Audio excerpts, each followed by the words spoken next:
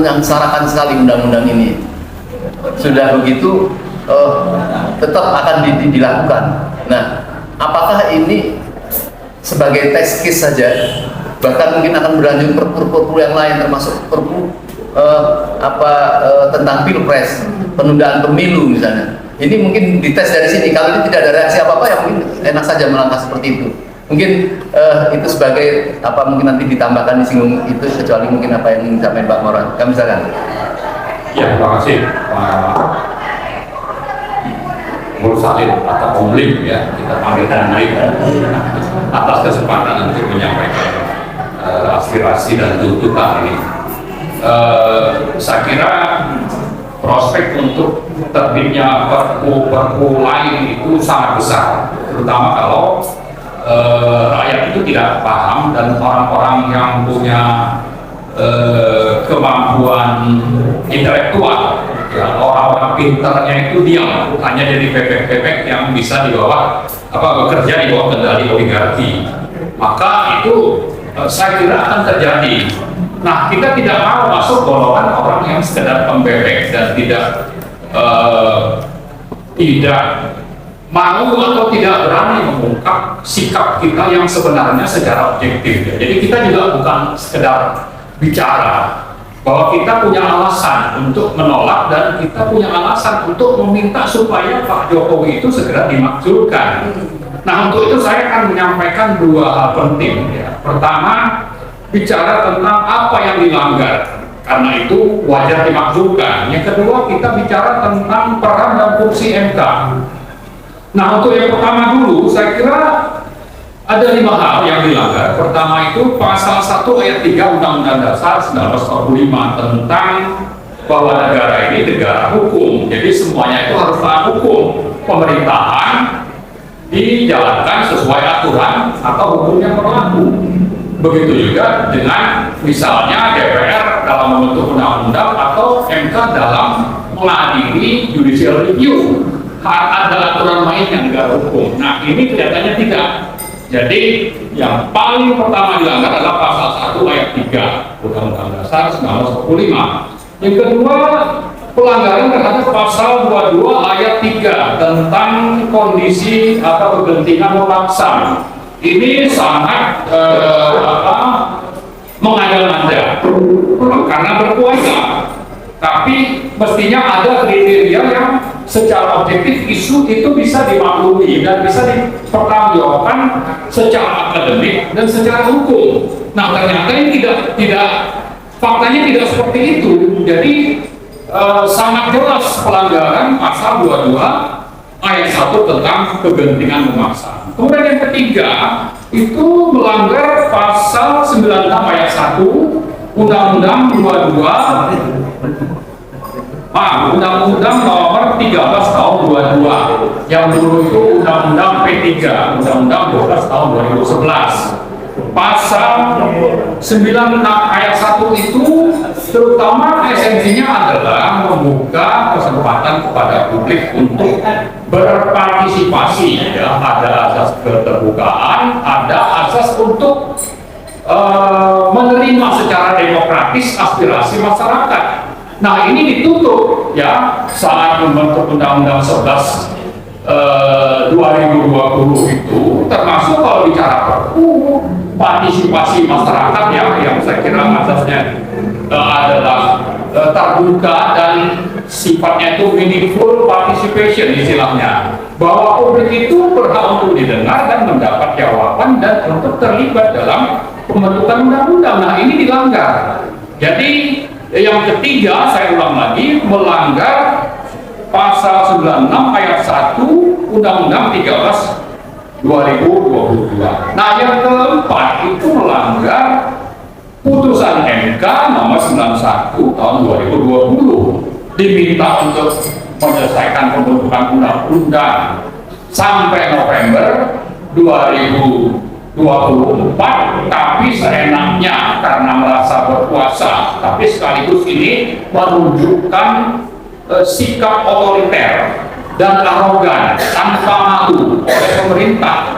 Maka putusan MK nomor 91 2020 tentang judicial review Undang-Undang Ciptaker nomor 11 2020 itu dilanggar seenaknya oleh Presiden.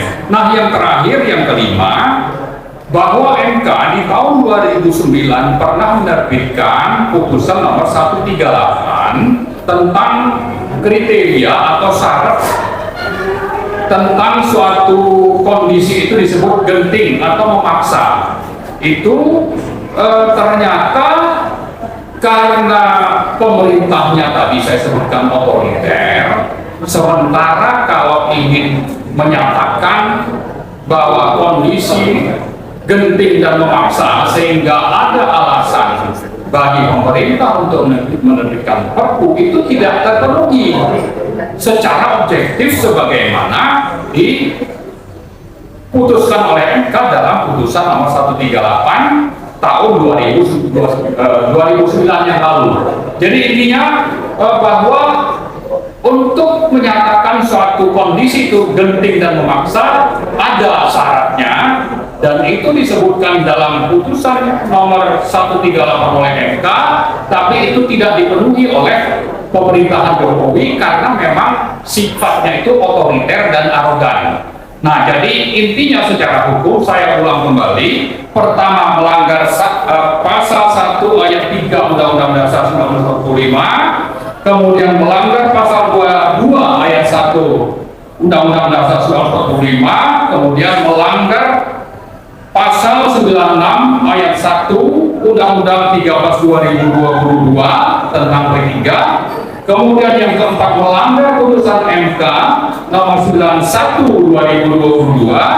2020, kemudian yang terakhir melanggar putusan MK nomor 138 tahun 2009 tentang syarat yang disebut seperti apa kegentingan memaksa itu. Nah, jadi karena itu dengan 5 hal ini kembali lagi kita menuntut sebetulnya bahwa sudah sangat layak dan syaratnya sudah sangat berlebihan ingin memutuskan Presiden ini harus segera menjalani proses pemakzulan. Belum lagi kalau tadi yang Pak Ubed sudah menyebutkan kalau bohong, ya, kalau banyak pelanggaran yang sifatnya secara moral itu sudah qualified untuk dimakzulkan, itu sudah sangat berlebihan. Misalnya kalau kita ingat tentang ingin dolar 10.000 atau kita bicara tentang nilai tukar yang selama Pak SBY itu hanya sekitar 9.000 rata-rata selama 5 tahun terakhir Pak SBY, tapi sekarang sudah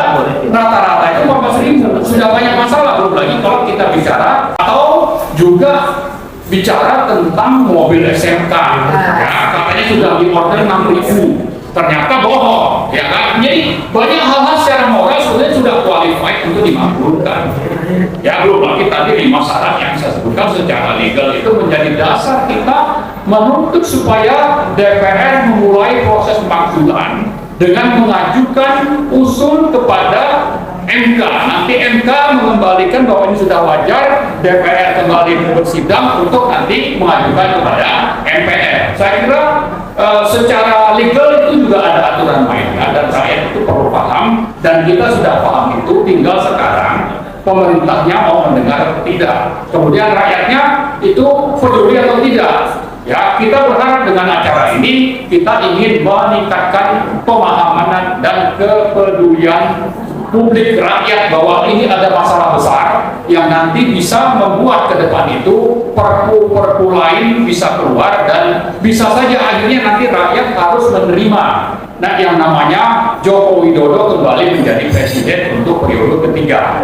Nah, itu yang pertama. Yang kedua, saya bicara tentang peran dan fungsi MK, ya. Sebetulnya dengan judicial review Undang-Undang Ciptaker 11 2020, karena yang diuji secara formil proses pembentukan Undang-Undang Ciptaker itu, maka mestinya MK tidak membuat putusan yang sifatnya itu ambigu.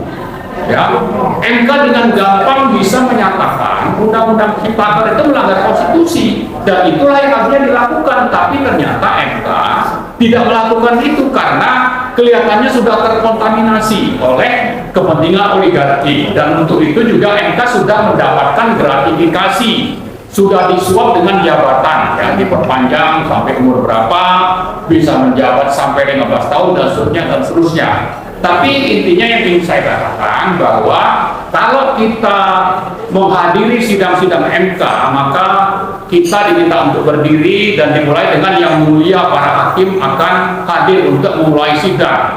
Yang mulia ini, ya, kita ingin status ini dipertahankan oleh MK. Anda ini orang-orang mulia, dijamin konstitusinya, perannya dalam konstitusi. Karena itu, tolong jaga konstitusi, tolong jaga harkat martabat Anda sebagai orang-orang yang dimuliakan, dan itu terbukti. Silakan rakyat kalau mau mengikuti sidang-sidang MK itu selalu kita diminta berdiri lalu dimulai dengan yang mulia, yang mulia. Nah, kalau yang mulia, tolong berperan sesuai dengan apa yang diamanatkan oleh konstitusi. Anda harus berfungsi sebagai apa? Nah, saya bacakan ini ada 5 ya fungsi MK itu. Pertama, sebagai pengawal konstitusi. Kedua, sebagai penafsir akhir konstitusi. Ketiga, sebagai pengawal demokrasi. Keempat, sebagai pelindung hak konstitusional warga negara Indonesia. Kemudian yang kelima, pelindung HAM, ya, sebagai pelindung HAM. Nah, ini semakin ke belakang setelah periode kedua Pak Jokowi ini, peran MK, fungsi MK yang dijamin konstitusi, 5 benteng yang disebutkan ini, benteng demokrasi dan seterusnya ini, yang harusnya dijalankan oleh MK itu semakin pudar, ya. MK semakin dipengaruhi oleh oligarki. Maka tidak heran, mungkin saja MK tidak peduli kalau putusannya itu dikantangi oleh pemerintah, seperti tadi saya sebutkan putusan nomor 91 tahun 2020 dan putusan nomor 138 tahun 2009. Nah, terakhir sekali saya ingin mengingatkan, ya, bahwa putusan nomor 138 2009 itu diterbitkan dalam rangka ada gugatan terkait dengan KPK, lalu ada perpu yang diterbitkan, lalu digugat. Lalu dalam gugatan itu, dalam putusannya, MK menyatakan ada 3 syarat untuk suatu kondisi disebut genting memaksa.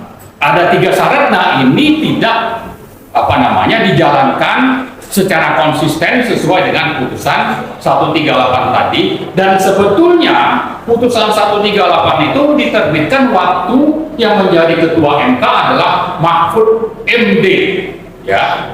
Ya, tapi oke, itu bicara peran. Cuma tadi waktu di awal Pak Om Lim menyebut-nyebut tentang malaikat menjadi iblis, saya tidak tahu apakah ini relevan untuk kita sematkan ke Pak Mahfud, ya. Saya tidak mengatakan ini benar gitu, tapi kita bertanya, jangan-jangan ini relevan untuk juga disematkan ke Pak Mahfud. Kenapa? Karena beliau itu mendukung sifat atau sikap subjektif Presiden menilai kondisi memaksa untuk dengan begitu mendukung penerbitan Perpu nomor 2 tahun 2022. Ini masalah besar bagi kita, ya. Orang yang dulu menerbitkan syarat penerbitan Perpu itu adalah Mahfud MD, dan itu sekarang ternyata Mahfud MD pula yang mendukung dan melanggar apa yang pernah diterbitkan di 138 tahun 2009 tadi. Nah, itulah saya kira isu-isu yang perlu rakyat pahami, tapi sekaligus juga kita ingin, ya, kita tidak sekedar menjadi penonton. Mari kita melakukan perlawanan sesuai dengan jalur hukum yang memang dijamin dalam konstitusi. Kalau kita menyelenggarakan acara seperti ini dijamin dalam konstitusi, maka kita lakukan. Begitu juga nanti kalau kita akan mendemo atau mendatangi DPR atau mengajak rakyat untuk memahami kemudian menyampaikan aspirasi, maka itu juga dijamin oleh konstitusi.